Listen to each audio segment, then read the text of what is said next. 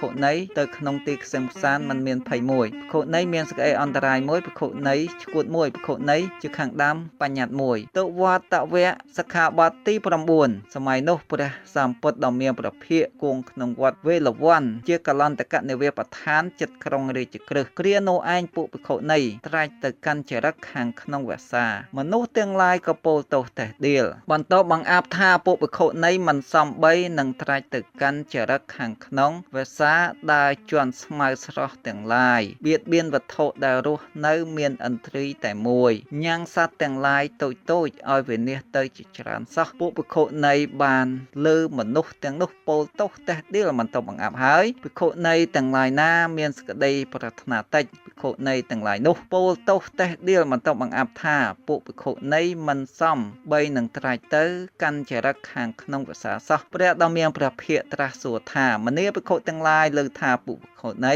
ត្រាច់ទៅកាន់ចរិតខាងក្នុងភាសាពិតមែនឬភិក្ខុទាំងឡាយក្រាបទូលថាបបិទ្ធព្រះដ៏មានព្រះភិក្ខពិតមែនព្រះពុទ្ធដ៏មានព្រះភិក្ខទ្រង់បន្ទោសថាមនាភិក្ខុទាំងឡាយពួកភិក្ខុណីមិនសមបីនឹងត្រាច់ទៅកាន់ចរិតខាងក្នុងភាសាទេមនាភិក្ខុទាំងឡាយអំពើនេះមិនជាទីជ្រះថ្លានៃជនទាំងឡាយដែលមិនទាន់ជ្រះថ្លាទេមនាភិក្ខុទាំងឡាយពួកភិក្ខុណីចូលសម្ដែងឡើងនៅសិក្ខាបទនេះយ៉ាងនេះថាភិក្ខុណីណាមួយត្រាច់ទៅកាន់ចរិតខាងក្នុងភាសាត្រូវអាបត្តិបាចេតយៈត្រង់ពាក្យថាភិក្ខុណីណាមួយមានសេចក្តីអធិប្បាយក្នុងសិក្ខាបទទី1នៃបរាជកម្មរួចហើយពាក្យថាខាងក្នុងភាសាសេចក្តីថាភិក្ខុណីមិនបាននៅចំភាសាកំណត់3ខែខាងដើមក្តីកំណត់3ខែខាងចុងក្តីពាក្យថាត្រាច់ទៅកាន់ចរិតសេចក្តីថាភិក្ខុណីត្រាច់ទៅក្នុងស្រុកកំណត់មួយរយៈមាន់ហើត្រូវអាបត្តិបាចេតយៈរាល់ចន្លោះស្រុកភិក្ខុណីត្រាច់ទៅក្នុងព្រៃមិនមែនស្រុកត្រូវអាបត្តិបាចេតយៈ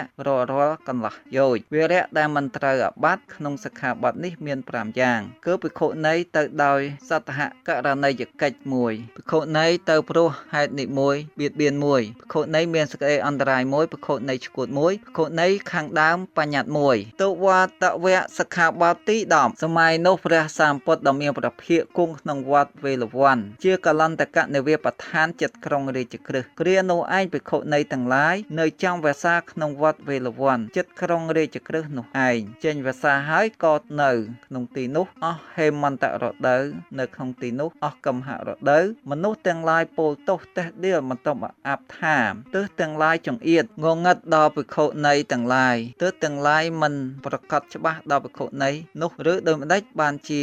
មិនចេញអំពីទីនេះសោះពួកភិក្ខុណីបានលើមនុស្សទាំងនោះពោលទោសតេះដៀលមិនទៅបង្អាប់ហើយទើបភិក្ខុណីទាំងនោះប្រាប់ដំណើរនោះដល់ភិក្ខុទាំងឡាយភិក្ខុទាំងឡាយនាំគ្នាត្រាច់ទូលដំណើរនោះចំពោះព្រះដ៏មានព្រះភិក្ខព្រោះនិទាននេះដំណើរនេះទៅព្រះដ៏មានព្រះភិក្ខទ្រង់ធ្វើធម្មិកថាហើយត្រាស់ហៅភិក្ខុទាំងឡាយមកថាមនាភិក្ខុទាំងឡាយបើដូច្នោះតថាគតនឹងបញ្ញត្តិសិក្ខាបទដល់ភិក្ខុណីទាំងឡាយព្រោះអាស្រ័យអំណាចនៃប្រយោជន៍10យ៉ាងគឺដើម្បីសេចក្តីប្រពៃដល់សង្ឃមួយដើម្បីសេចក្តីតាំងនៅមាំនៃព្រះសទ្ធម្មមួយដើម្បីអនុគ្រោះដល់ព្រះវិន័យមួយមនាភិក្ខុទាំងឡាយពួកភិក្ខុណីចូលសម្ដែងឡើងនៅសិក្ខាបទនេះយ៉ាងនេះថាភិក្ខុណីណាមួយនៅចំវសារួចហើយមិនជៀសចេញទៅកាន់ចរិតដែលហើយទៅសំបីតែ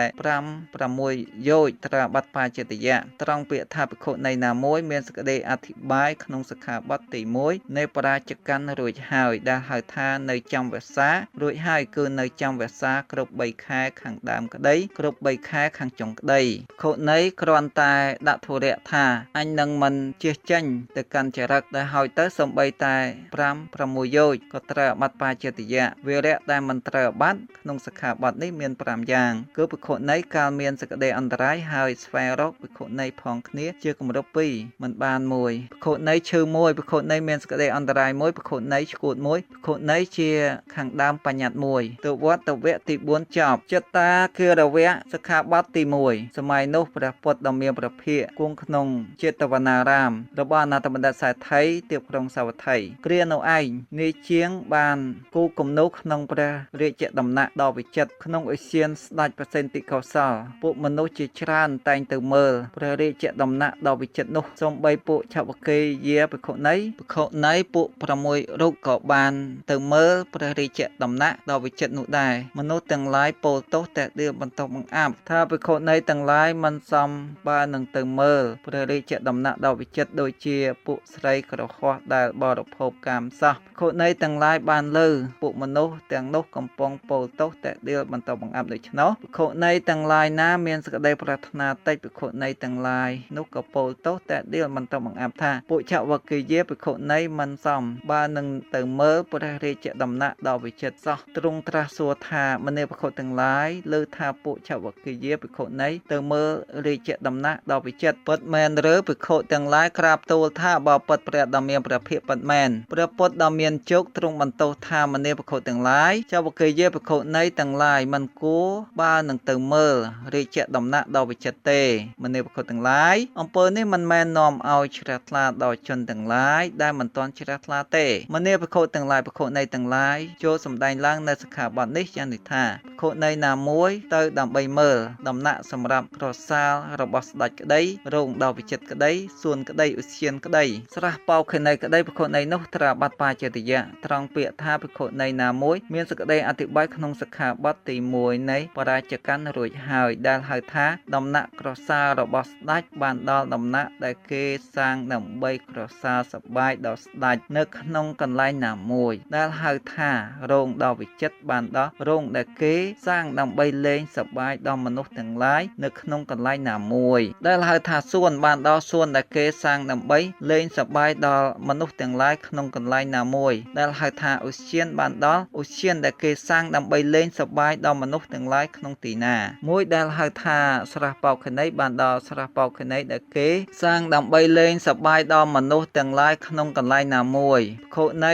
ទៅដើម្បីមើលត្រូវបាត់តកោតឈរមើលក្នុងទីណាត្រូវបាត់បាចេតយៈក្នុងទីនោះភិក្ខុនីលះបង់ឧបចារៈមើលហើយមើលរឿយត្រូវបាត់បាចេតយៈភិក្ខុនីទៅដើម្បីមើលកន្លែងណាតែមួយត្រូវបាត់តកោតភិក្ខុនីទៅដើម្បីមើលកន្លែងណាតែមួយត្រូវបាត់តកោតមួយឈរមើលក្នុងទីណាត្រូវបាត់បាចេតយៈក្នុងទីនោះលះបង់ឧបចារៈមើលហើយមើលញយត្រូវបាត់បាចេតយៈវីរៈដែលមិនត្រូវបាត់ក្នុងសិក្ខាបទនេះមាន6យ៉ាងគឺភិក្ខុនីឈរក្នុងអារាមហើយមើល1ភិក្ខុនីកំពុងដើរទៅក្តីដើរមកក្តីឃើញ1ការបើមានកិច្ចភិក្ខុនីទៅហើយឃើញ1ភិក្ខុនីមានសេចក្តីអន្តរាយ1ភិក្ខុនីឈួត1ភិក្ខុនីជាខាងដើមបញ្ញត្តិ1ចិត្តតាគារវៈសិក្ខាបទទី2សម័យនោះព្រះពុទ្ធដ៏មានព្រះភិក្ខគង់ក្នុងចេតវនារាមរបស់អនាថបណ្ឌិតសេដ្ឋីទៀបក្រុងសាវត្ថីគ្រានោះឯងភិក្ខុនីទាំងឡាយប្រើប្រាស់អាសន្តិខ្លះបលាំងខ្លះមនុស្សទាំងឡាយ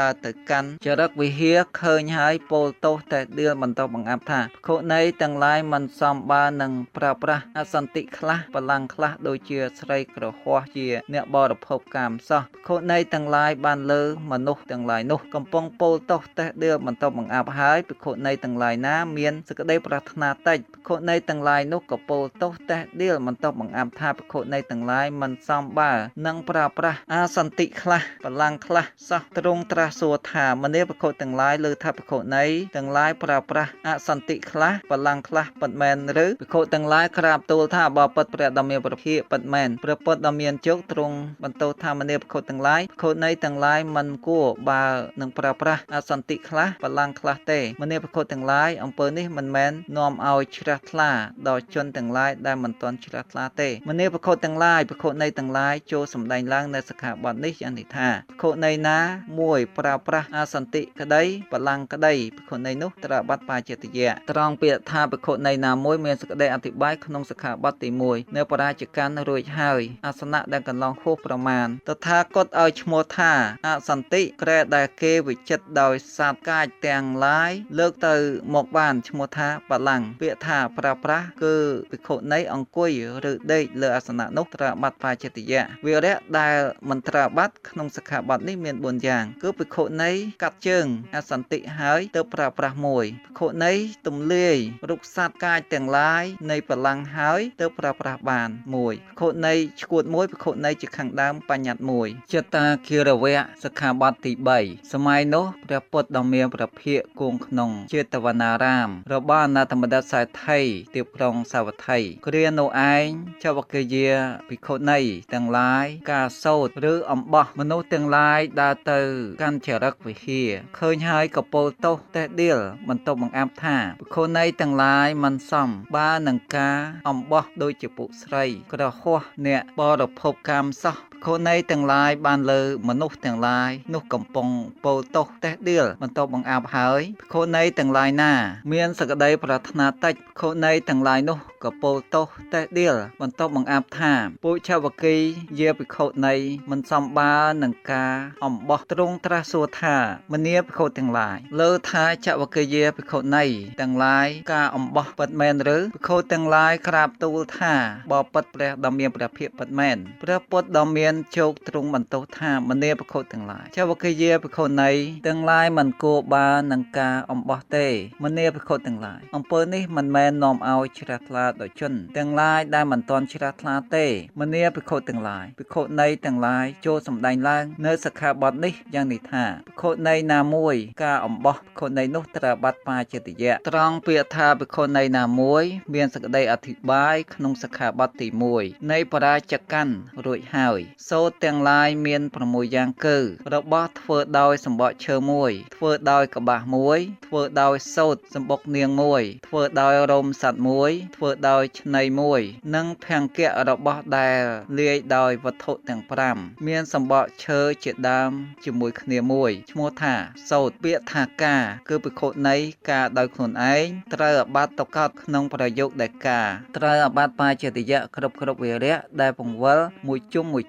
វីរៈដែលមិនត្រូវអាបាត់ក្នុងសិក្ខាបទនេះមាន3យ៉ាងគឺភិក្ខុនីការអំបោះដែលគេការរួចហើយមួយភិក្ខុនីឈួតមួយភិក្ខុនីជាខាងដើមបញ្ញត្តិមួយចិត្តតាគិរវៈសិក្ខាបទទី4សម័យនោះព្រះពុទ្ធដ៏មានព្រះភិក្ខគង់ក្នុងចេតវនារាមរបស់អនាថបណ្ឌិតសេដ្ឋីទីក្រុងសាវត្ថីគ្រានោះឯងភិក្ខុនីទាំងឡាយធ្វើការខ្វល់ខ្វាយបម្រើក្រហោះភិក្ខុនីទាំងឡាយណាមានសេចក្តីប្រាថ្នាតិចភិក្ខុនីទាំងឡាយនោះក៏ពោលទោសតេះដៀលបន្ទប់បង្អាប់ថាភិក្ខុនីទាំងឡាយមិនសមបើនឹងធ្វើការខ្វល់ខ្វាយបម្រើក្រហោះសោះទ្រង់ត្រាស់សួរថាមនាភិក្ខុទាំងឡាយលើថាភិក្ខុនីទាំងឡាយធ្វើការខ្វល់ខ្វាយបម្រើក្រហោះពិតមែនឬភិក្ខុទាំងឡាយក្រាបទូលថាបបិទ្ធព្រះដ៏មានព្រះភិក្ខពិតមែនព្រះពុទ្ធដ៏មានជោគទ្រង់បន្ទោសថាមនាភិក្ខុទាំងឡាយពួកភិក្ខុនីមិនគួរបើនឹងធ្វើការខ្វល់ខ្វាយបម្រើក្រហោះទេមនាភិក្ខុទាំងឡាយអំពើនេះមិនមែននាំឲ្យជ្រះថ្លា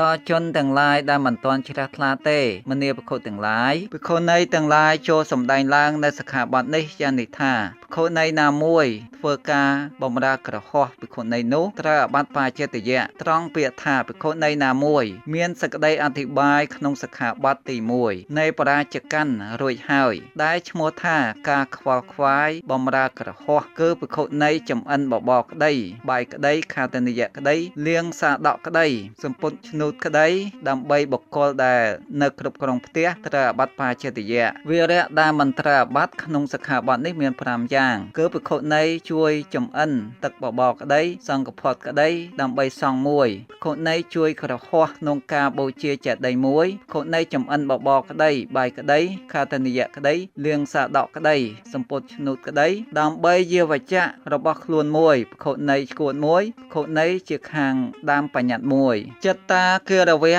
សិក្ខាបទទី5សម័យនោះព្រះពុទ្ធដ៏មានព្រះភិក្ខគង់ក្នុងចេតវនារាមរបស់អនន្តបណ្ឌិតសេដ្ឋី ទៀបក្រុងសាវត្ថីគ្រានៅឯងភិក្ខុនីមួយរូបចូលទៅរកថលៈនន្ទាភិក្ខុនីហើយបាននិយាយពាក្យនេះថាណែនាងម្ចាស់នាងចូលមករងាប់អធិការនេះថលៈនន្ទាភិក្ខុនីគ្រាន់តែទទួលពាក្យថាសាធុតែមិនរងាប់មិនធ្វើសេចក្តីខ្វល់ខ្វាយដើម្បីរងាប់អធិការនោះឡើយទើបភិក្ខុនីនោះប្រាប់ដំណើរនោះដល់ភិក្ខុនីទាំងឡាយភិក្ខុនីទាំងឡាយណាមានសេចក្តីប្រាថ្នាតិចភិក្ខុនីទាំងឡាយនោះក៏ពោលទោសតេះដៀលបន្ទាប់បង្អាប់ថាថលៈនន្ទាជាម្ចាស់កាលដែលភិក្ខុនីនិយាយថាណែនាងម្ចាស់នាងចូលមករងាប់អធិការនេះដូច្នេះបានទទួលពាក្យថាសាធុហើយមិនសំបីនឹងមិនរងាប់មិនធ្វើសេចក្តីខ្វល់ខ្វាយដើម្បីរងាប់អធិការនោះសោះទ្រង់ត្រាស់សួរថាមនាភិក្ខុទាំងឡាយលើថាថលៈនន្ទាភិក្ខុនីកាលដែលភិក្ខុនីនិយាយថាណែនាងម្ចាស់នាងចូលមករងាប់អធិការនេះដូច្នោះបានទទួលពាក្យថាសាធុហើយតែមិនរងាប់មិនធ្វើសេចក្តីខ្វល់ខ្វាយដើម្បីរងាប់ពិតមែនឬភិក្ខុទាំងឡាយក្រាបទូលថាបបិទ្ធព្រះដ៏មានព្រះភិក្ខពិតមែនព្រះពុទ្ធដ៏មានជោគទ្រង់បន្ទោសថាមនាភិក្ខុទាំងឡាយថលៈនន្ទាភិក្ខុនីកាលដែលភិក្ខុនីនិយាយថាណែនាងម្ចាស់នាងចូលមករងាប់អធិការនេះដូច្នោះបានទទួលពាក្យថាសាធុហើយហេតុអ្វីក៏មិនរងាប់មិនធ្វើសេចក្តីខ្វល់ខ្វាយដើម្បីរងាប់មនាភិក្ខុទាំងឡាយអំពើនេះមិនមែននាំឲ្យជ្រះថ្លាដល់ជនទាំងឡាយដែលមិនទាន់ជ្រះថ្លាទេមនាភិក្ខុទាំងឡាយភិក្ខុនីទាំងឡាយចូលសម្ដែងឡើងនៅសិក្ខាបទនេះចានេះថាភិក្ខុនីណាមួយកាលដែលភិក្ខុនីនិយាយថាណែនាងម្ចាស់នាងចូលមកចូលរងាប់អធិការនេះដូច្នេះបានទទួលពាក្យថាសាធុហើយភិក្ខុនីនោះក្នុងកាលជាខាងក្រោយឥតមានសេចក្តីអន្តរាយ